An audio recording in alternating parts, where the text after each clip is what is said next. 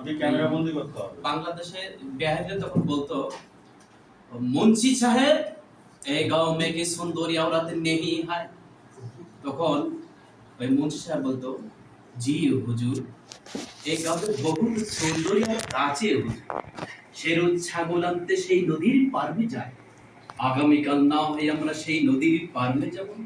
তখন বিহারি বলতো ঠিক হয় মুন্সি সাহেব, জলদি চলো নদীর পাড়ে। যখন ওখানে বাঙালি কোনো মেয়ে দেখতো তখন ওই তারা বাঙালি যে আসলো রাজাকার তারা বলে দিত ওই দেখেন হুজুর কি সুন্দরী औरत। তখন বিহারি ওই বাঙালি বলতো এ তো বহুত সুন্দরী औरत है মুন্সি সাহেব।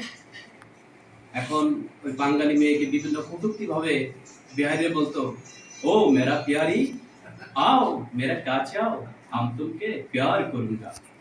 এখন ওই সময় বাঙালি মেয়ে বলতো এই মুন্সির বাচ্চা তুই কারে কাছে সাথে করে লই আইছস আমার সামনে থেকে চলে যাইতে পার। এই বলেই বিহারি হুহা করে যায় তার হাত ধরে ফেলে। ধন্যবাদ বন্ধু ভাইকে সুন্দর একটা বাস্তব ভিত্তিক কথাবার্তা বলার জন্য, যেটা আসলে ঘটেছিল মনে হয়। আমরা তো আর দেখিনি, আমাদের জন্ম হয়নি, শুনেছি বাপ দাদার কাছে।